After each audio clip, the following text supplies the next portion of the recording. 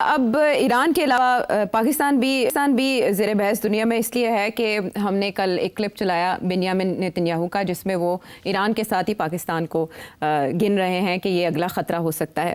مین while خواجہ آصف نے اپنی گفتگو میں گٹھ جوڑ قرار دیا بھارت اور اسرائیل کا، اور الرٹ کیا مسلم امہ کو، اور یہ کہا کہ اسلامی ممالک اسرائیل سے تعلقات ختم کریں۔ مسلم دنیا اگر متحد نہ ہوئی تو سب کی باری آئے گی، اور ظاہر ہے پھر پاکستان تو اس میں سگنیفیکنٹ ہے۔ سیٹ صاحب، یہ خطرہ واقعی ہے پاکستان کو؟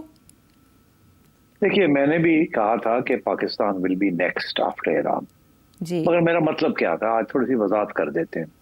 دیکھیے 2011 میں میرا خیال ہے یہ نیتنیاہو نے یہ بیان دیا تھا جو آپ نے بھی سنایا اور آج لوگ سنا رہے ہیں کہ ایران سے خطرہ ہے اور پاکستان سے خطرہ ہے۔ ایران سے یہ خطرہ ہے کہ وہاں ایک اسلامک رژیم ہے، ریڈیکل قسم کی انقلابی، جو کہ شاید نقصان دے سکتی ہے ہم لوگوں کو، اور پاکستان میں ایسے ہے کہ وہاں اگر اسلامک رژیم آ جاتی ہے اور ان کے پاس تو آلریڈی نیوکلیئر ویپنز ہیں تو پھر ہمیں خطرہ ہوگا۔ ابھی تو نہیں ہے مگر آ سکتی ہے۔ اچھا، اب کیوں آ سکتی ہے؟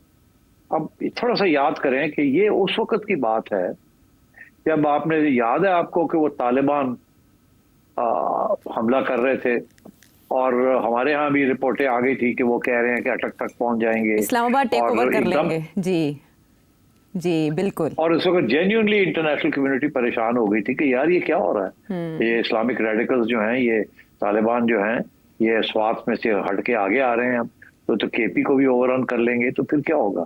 تو یہ باتیں شروع ہو گئی تھی اس وقت۔ تو میرا خیال ہے یہ اس کانٹیکسٹ میں کیونکہ جینیونلی دنیا پریشان ہو گئی تھی کہ یار یہ کیا ہو رہا ہے، بٹ میرا خیال ہے کہ اس کے بعد کوئی اس قسم کی چیز نہیں ہوئی، یہاں تک کہ اس کے بعد تو کوشش جاری رہی ہے اسرائیل کی اور امریکہ کی کہ کسی طریقے کے ساتھ پاکستان کو ذرا ان کا رویہ نرم کیا جائے۔ ابھی حال ہی میں آپ نے دیکھا نہیں کہ ہمارے پرانے دوست نسیم اشرف صاحب وہ بھی ایک ڈیلیگیشن لے کے گئے ہوئے تھے، اور یہ نسیم اشرف صاحب وہی ہیں جو کہ ایک زمانے میں پی سی بی کے چیئرمین بھی رہے ہیں اور مشرف صاحب کے یار تھے، اور منسٹر بھی رہے ہیں مشرف صاحب کے دور میں، اور مشرف صاحب کے دور میں خورشید قصوری کی اور اسرائیلی فارن منسٹر کی بھی ایک خفیہ ہلو ہائی ہو چکی تھی ترکی کے اندر، آپ کو یاد ہوگا۔ جی بالکل، ایکسیڈنٹلی کہا جاتا ہے، ایسے ہی ہوتا ہے، اتفاقیہ، پتہ نہیں خورشید ہوتے کی کرم گیا تھی، اتفاقیہ۔ اچھا اینی وے، اچھا تو اب بات یہ ہے کہ یہ باتیں تو چلتی رہتی تھی، امریکہ کا بڑا انٹرسٹ ہے، اور اس وقت as you know the Saudis are also can کہ یار یہ اسرائیل کا مسئلہ ختم کیا جائے، let's get on with life, مگر اور یہ اسی کی طرف آگے بات بڑھتی رہی آہستہ آہستہ، مگر اب یہ جو اسرائیل اور انڈیا کا جو نیکسس بن چکا ہے، this has been very wrong for Pakistan. ایک زمانہ تھا، میں خود سنتا تھا serving and retired military officials کو، وہ کہتے تھے کہ ہمارا پرابلم کیا ہے اسرائیل کے ساتھ، Palestine is not our problem, ہمارے تو بڑا نقصان ہو رہا ہے، اسرائیل اتنا انڈیا کے قریب ہو گیا ہے، انڈیا کی ہیلپ کر رہا ہے، ہمیں نقصان ہو رہا ہے، تو what's the problem, we should also have a relationship with Israel. یہ ہم کو کیوں کھلی چھٹی دی ہوئی ہے انڈیا کو کہ وہ مونوپولائز کر لے، ہمارا کیا پرابلم ہے پیلسٹائن کا۔ اور یاد رہے کہ ضیاء الحق صاحب کے زمانے میں، ضیاء الحق صاحب was then a brigadier and he was commanding a brigade, جبکہ پی ایل او کے خلاف ضیاء الحق صاحب نے اپنی بریگیڈ ان جارڈن کو یوز کر کے اور پی ایل او کے خلاف ایکشن لیا تھا۔ تو مطلب ہے ہمارے تو اس قسم کا رول بھی رہا ہے، very pro America and anti Islamic radicals. This is before Zia became army chief, اس وقت تو ہی was just brigadier in charge of a contingent in Jordan, اس کی ڈیفنس کے لیے تھا وہ، تو اس نے تو پیلسٹینیئنز کو مار کے نکال دیا تھا۔ اینی وے، تو میں یہ کہہ رہا ہوں کہ تو یہ چیزیں چلتی رہتی ہیں اسرائیل کے بارے میں۔ آج کل situation obviously because of the recent یہ جو conflict ہوئی ہے with Pakistan and India, Israel played a very major role helping India. اس لیے suddenly we woken up to this. مگر جب مولانا فضل الرحمان یہ بات کرتے ہیں اور کہتے ہیں کہ جی Israel is the enemy and etc., تو اس وقت لوگ توجہ نہیں دیتے اس چیز کو۔ مگر آپ نے دیکھا عمران خان کے برادر ان لا، ایکس برادر ان لا، کس طریقے سے کتنے بہت بڑے حامی ہیں آف اسرائیل، اینڈ سارا وقت وہ ان کی سپورٹ میں بات کرتے ہیں، and so on and so forth. Any way, Imran is not responsible for his brother in law, although वो उनके रिकॉर्ड में शो करता है कि बड़े करीब थे, उनकी इलेक्शन के अंदर भी इमरान खान ने उनकी हमायत की थी यूके के अंदर, and so on. But anyway that's not relevant right now. But I just thought I mention कि हमारी relationship with Israel and the Jewish lobby has been dubious up and down. तो खैर आज के सिचुएशन तो ये है कि वी फील द थ्रेट, मगर मैं नहीं समझता कि इजराइल की तरफ से there is any real threat. वो थ्रेट उस वक्त आएगी जब आप कोई इस किस्म की हरकत करेंगे जिसके साथ globally you become a threat. तो आप तो कभी भी you are not in the business of exporting nuclear weapons, nuclear technology, ना ही आप एक रेडिकल इस्लामिक रेजीम है. आप तो बड़े प्रैक्टिकल किस्म के लोग हैं. थ्रेट इसराइल से नहीं है, लेकिन इंडिया से तो है, जो हमारी बगल में बैठा है. सेठी साहब वो तो बरकरार है, अपनी जगह पर मौजूद है आज भी. That's true. That's true. And there are so many things अभी भी जो बाकी हैं. ज़ाहिर है सिचुएशन अभी भी इस तरह का ही शिकार है. जंग के बादल अब भी मंडला रहे हैं. जब तक सीज़ फायर नहीं होता या मुज़ाकरात की टेबल पर ईरान अमेरिका के साथ नहीं बैठता, बातचीत आगे नहीं जाती, तो इसके लिए किरदार कौन अदा कर सकता है, ये एनालिसिस में आपने जाना. अपने सवाल अगर आप जाते जाते ये कह दूं, बी केयरफुल. इंडिया जो है वो अपना टाइम ढूंढ रहा है टू अटैक अगेन. स्टेटमेंट्स बहुत गहरी निगाह से देखी जा रही हैं. इसराइल की तरफ से आ रही हूँ या ईरान की तरफ से. और सेठी साहब, इसमें जो ईरानी वजारत ख़ारजा है, उन्होंने अमरीकी पॉलिसी को और मुज़ाकरात के हवाले से जो उन्हें तरगीब दी जा रही है उसको दोगली पॉलिसी का है कि एक तरफ आप इसराइल की मदद कर रहे हैं हमलों में और दूसरी तरफ आप हमें कह रहे हैं हमसे बात करें. सो फ्यूचर क्या है उन मुज़ाकरात का, जोहरी मुज़ाकरात का? क्या ईरान विड्रॉ कर जाएगा और इसराइल क्या फर्दर अटैक करेगा? क्योंकि ईरान कह रहा है कि एक बार फिर सख्त जवाब दिया जाएगा अगर इसराइल ने दोबारा एस्केलेशन की. देखिए ना, ये जो राउंड होने जा रहा था ये छठा राउंड था और 5 राउंड्स के अंदर रत्ती भर प्रोग्रेस नहीं हुई. डोनाल्ड ट्रंप ने 60 दिन की मोहलत दी थी कि 60 दिन के अंदर अंदर ये कोई सेटलमेंट हो जाए, नहीं तो हम फिर इसराइल को रोक नहीं सकेंगे. और इंटरेस्टिंग बात यह है कि 61st डे को इसराइल ने अटैक कर दिया.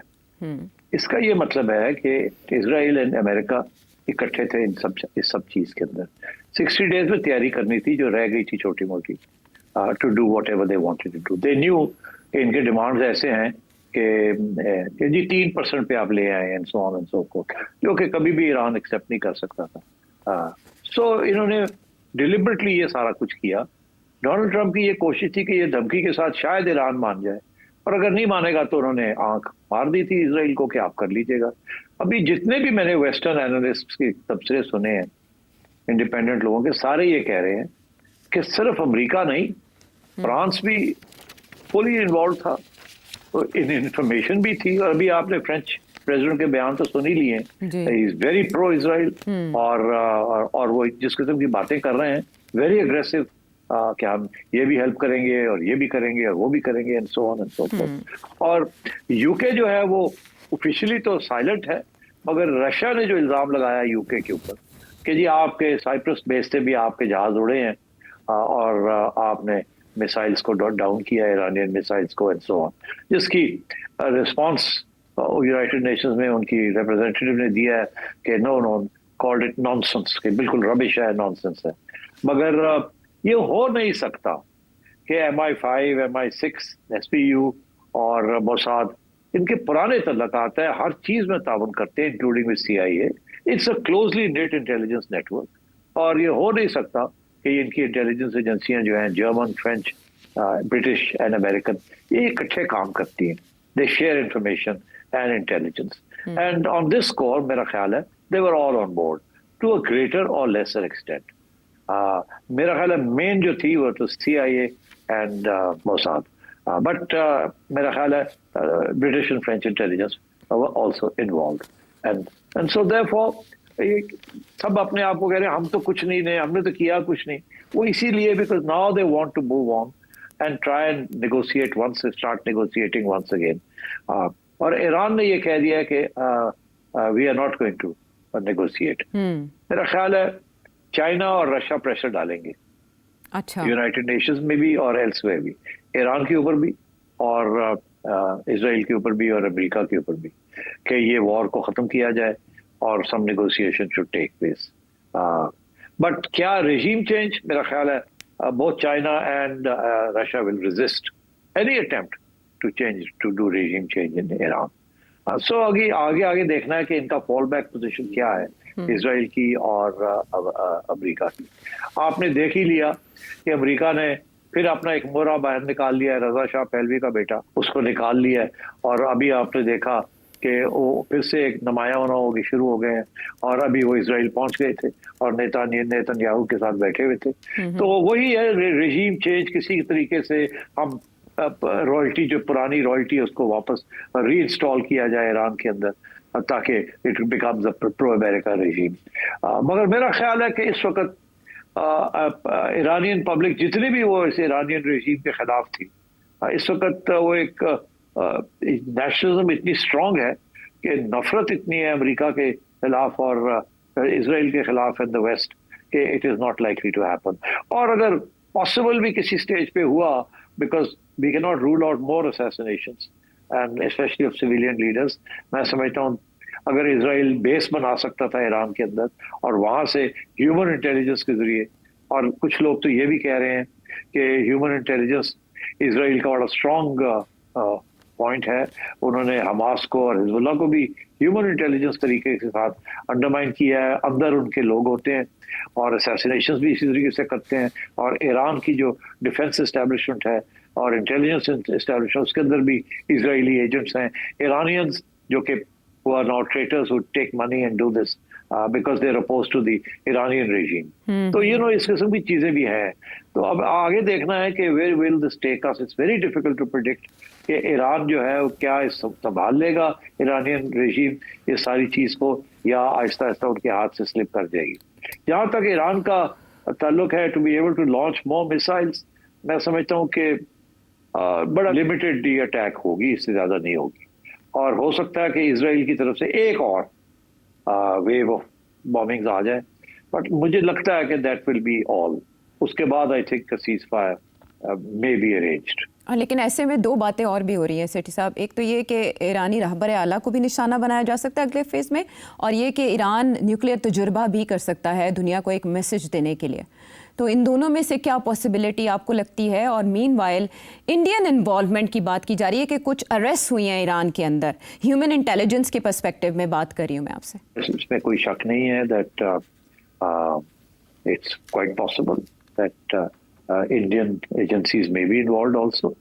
Don't forget, Indian intelligence raw का तो ताल्लुक Iranian intelligence के साथ है ना, और इसीलिए तो इंडिया ईरान के बॉर्डर से वो गुलबशन साहब आए थे ना जी, ईरानी पासपोर्ट के साथ आए थे, ईरानी पासपोर्ट के साथ।